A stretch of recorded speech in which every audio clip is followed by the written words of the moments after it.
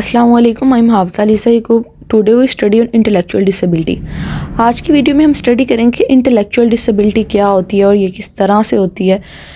इसके अंदर किन किन जो है वो सेक्शंस के अंदर जो है जो इंडिविजुअल है उसको प्रॉब्लम्स का सामना करना पड़ता है, किन किन एक्टिविटीज़ को कंडक्ट करते हुए उसे प्रॉब्लम का सामना करना पड़ता है, या लाइफ में उसे किन किन चीज़ों के जो है वो प्रॉब्लम जो है वो फेस करनी पड़ती है, और इंटेलेक्चुअल डिसेबिलिटी को किस तरह से हम ट्रीट कर सकते हैं। आज हम इसे डिटेल में स्टडी करेंगे।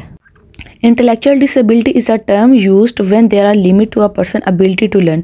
इंटेलेक्चुअल डिसेबिलिटी जो है ना वो एक ऐसी टर्म है, यानी इसके अंदर क्या होता है कि एक पर्सन की जो एबिलिटी है लर्न करने की चीज़ों को, चाहे वो किसी भी तरह की लेवल की चीज़ें हैं, प्रैक्टिकल लाइफ स्किल्स हैं या कोई कॉन्सेप्चुअल जो चीज़ें हैं, उनको लर्न करने की उसकी जो एबिलिटी होती है ना वो लिमिट हो जाती है, लिमिटाइज होती है and at an expected level and function of daily life.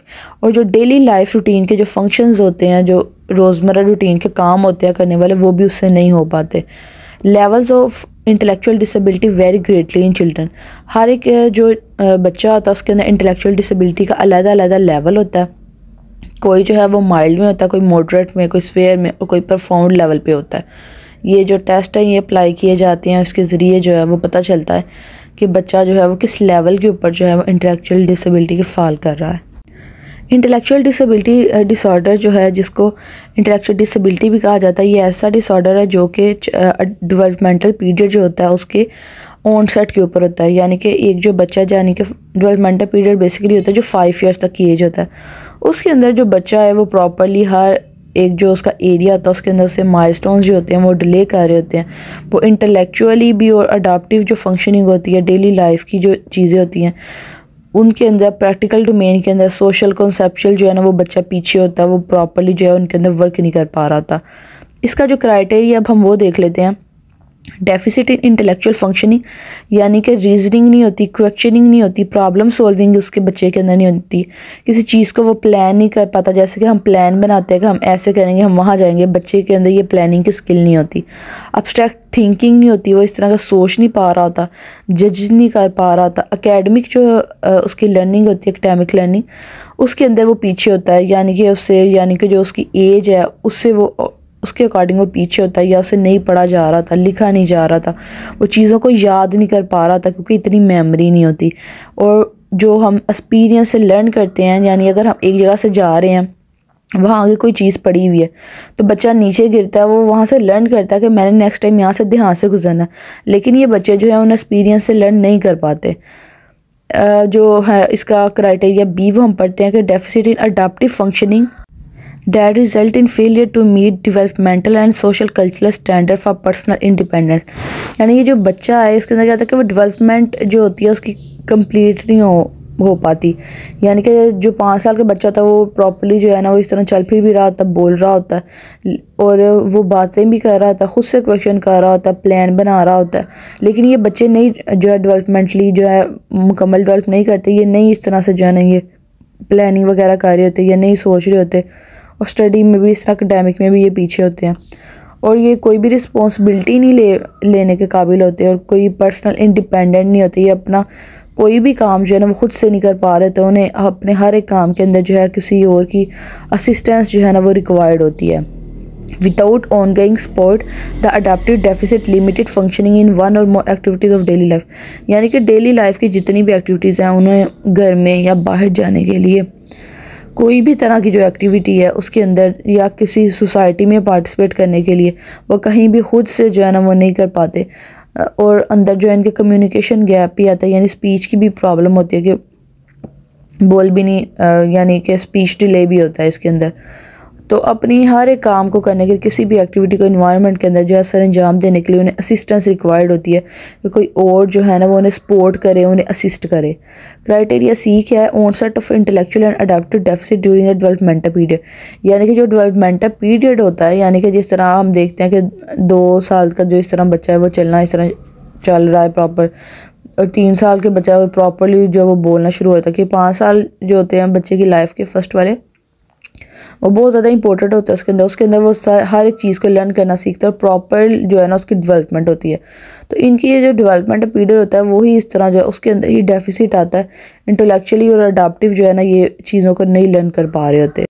यानी कि जब हम देखते हैं कि इस तरह जो एक बच्चा है वो 2 साल का बच्चा इस तरह प्रॉपर्ली चल रहा है, 3 साल का बोल रहा है, लेकिन ये जो बच्चे होते हैं ये उसी एज में जो है ना ये चलना नहीं शुरू करते, इनकी डिले हो रहा होता है और बोल नहीं पा रहे होते। और जिस तरह बच्चा जो होता है वो 4 साल का बच्चा जब वो स्कूल जाकर एडमिशन उसका होता है, लेकिन ये बच्चे जो हैं वो पीछे होते हैं इस लिहाज से। तो ये चीज़ें यहीं से जो है ना वो उनसे लर्निंग नहीं हो पा रही होती, खुद से इस तरह वो काउंटर क्वेश्चन नहीं कर पा रहे होते। तो ये ना वो लर्न कर पा रहे होते, कोई जजमेंट नहीं होती, रीजनिंग नहीं होती, उन्हें क्वेश्चनिंग नहीं उनसे हो पा रही होती। यानी जो इस तरह का जो बच्चा है कोई 3-4 साल का, उनसे हम क्वेश्चन पूछते हैं तो वो हमें बताता है, अक्सर रिप्लाई करता है और वो इस तरह थिंकिंग करता है तो उसके बाद वो हमें रिप्लाई करता है। लेकिन इन बच्चों में जो है वो ये चीज़ नहीं होती। इस वजह से जो इसकी ये डेवलपमेंटल पीरियड होता है इसके अंदर ही इनके जो पेरेंट्स होते हैं या जो केयर टेकर होते हैं उन्हें पता चल जाता है कि ये जो है ये स्पेशल बच्चे हैं। जाके जब इनकी असेसमेंट वगैरह करवाई जाती है दैन जो है वो पता चलता है कि इंटेलेक्चुअल डिसेबिलिटी के साथ हैं।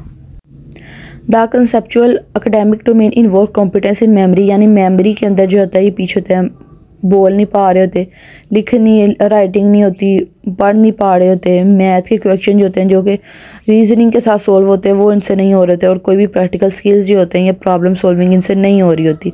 सोशल डोमेन में अगर देख ले तो ये वो भी एक्सपीरियंस से नहीं सीख रहे होते, ना आपस में इनकी इतनी स्ट्रॉन्ग जो है इंटरपर्सनल कम्युनिकेशन होती है, और ना ये किसी और को जज कर पा रहे होते हैं, और ना ये चीज़ों से लर्न कर रहे होते हैं कि जो एक्सपीरियंस पहले हो चुका है उससे लर्न करें।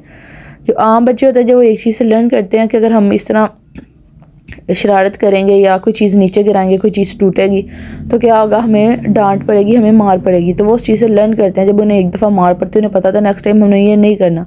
लेकिन इन बच्चों में जो होती है ये चीज़ों की एबिलिटी नहीं होती, वो इन चीज़ों को नहीं लर्न कर पा रहे होते। और अगर हम प्रैक्टिकल डोमेन के अंदर भी देख लें तो ये बच्चे जो होते हैं ये अपने आप को मैनेज नहीं कर पा रहे थे, लर्न नहीं कर पा रहे थे चीज़ों को, कोई रिस्पॉन्सिबिलिटी नहीं लेते, इनसे कोई भी स्कूल का या कोई भी जो टास्क है वो नहीं हो पा रहा था। और जो पर्सनल केयर होती है अपनी, कि अपने आप को जो है इस तरह हैंड वॉश करना या टॉयलेट ट्रेनिंग, वो भी जो है उसके अंदर भी उन्हें असिस्टेंस रिक्वायर्ड होती है कि कोई उन्हें लेके जाए। इस तरह वो खुद से जो है वो नहीं इस तरह जा पा रहे होते।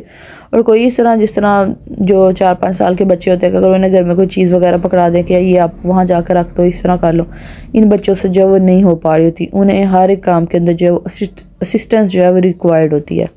अब इसके अंदर जो है वो डिफरेंट लेवल होते हैं, माइल्ड, मॉडरेट, स्फीयर, परफॉर्म। यानी कि जो माइल्ड लेवल का है वो थोड़ा, मॉडरेट उससे ज़्यादा, स्फीयर उससे ज़्यादा, और परफॉर्म जो है ना वो सबसे लास्ट स्टेज होती है। यानी कि जिन्हें माइल्ड लेवल है तो उसके अंदर क्या कि माइल्ड वाले जो होंगे वो एकेडमिक के अंदर भी थोड़े थोड़े चल जाएंगे, थोड़ी सोशल स्किल भी जो है उनके अंदर आ जाएंगी, प्रैक्टिकल डोमेन के अंदर भी थोड़ा थोड़ा अपने आप को थोड़ा सा मैनेज कर लेंगे। और जिस तरह जो है ये मॉडरेट पे जाते हैं, स्फीयर पे और परफॉर्म पे, वो और स्वेटी जो है वो ज़्यादा हो जाती है कि ना उनसे कुछ पढ़ा जा रहा होता है, ना उनकी कुछ लिखने पढ़ने की सलाहियत होती है, स्पीच जो होती है वो भी क्लियर नहीं होती। और यानी जिस तरह एज के साथ साथ वो बड़े होते हैं तो ख़ुद से कुकिंग वगैरह भी नहीं कर पाना, कोई भी काम जो है वो नहीं कर पाना, और उसके अंदर कोई भी काम करने के अंदर जो है उन्हें असिस्टेंस रिक्वायर्ड होती है। जैसे जैसे ये माइल्ड से मॉडरेट की तरफ, मॉडरेट से स्फीयर परफॉर्म की तरफ ये इनकी स्फीयरिटी जिस तरह जाती है वैसे इनका ये जो लेवल है वो भी इंक्रीज़ होता है, और ये अपनी डोमेन्स में भी जो है उस लिहाज से उतना ही ज़्यादा पीछे होते हैं। डेवलपमेंट एंड कोर्स जो है उसके अकॉर्डिंग जिस तरह के बच्चे के लाइफ के जो पहले 2 साल उसके अंदर पता चल जाता है कि बच्चा जो है इस तरह चल फिर रहा है या कोई वर्ड जो है उसने बोलने शुरू किए हैं, तो अगर वो बच्चा नहीं कर रहा था तो उसका पता चल जाता है कि सोशल या लैंग्वेज और मोटर जो हमारी है, ग्रॉस मोटर इस तरह या फाइन मोटर, ये डिलेड है। उसी टाइम जो है वो पता चल जाता है कि बच्चा जो है वो इंटेलेक्चुअल डिसेबिलिटी के साथ है। और अगर उसकी माइल्ड लेवल की हो तो फिर वो स्कूल गोइंग चले जाते हैं, एकेडमिक में जाते हैं, लेकिन डिफ़िकल्टी उन्हें आ रही होती है। और जैसे अगर उनकी वो परफॉर्म या स्फीयर लेवल पे होता है तो उतने ही वो एकेडमिक में नहीं जा पा रहे होते और कोई भी चीज़ को लर्न नहीं कर पा रहे होते। इसको ट्रीट किस तरह से किया जा सकता है कि एजुकेशन के अंदर भी इन्हें सपोर्ट रिक्वायर्ड होती है, या इन्हें बिहेवियरल सपोर्ट भी की जाए, ताकि जब कोई भी इनसे अच्छा काम करवाने के लिए इनको जो पॉजिटिव रीइंफोर्समेंट दी जाए ताकि ये मोटिवेट हो और अच्छा काम करे। अगर ये नेगेटिव काम करे तो इन्हें पनिशमेंट दी जाए ताकि ये उसे लर्न करें। इनकी वोकेशनल ट्रेनिंग की जाए, यानी कि इन्हें काम करने हैं डेली रूटीन के। फैमिली को एजुकेट किया जाए कि बच्चा जो है वो स्पेशल है तो उसके साथ जो है वो स्पेशल ट्रीट किया जाए, और कम्युनिटी जो है वो भी उसे सपोर्ट करे। Thank you for watching.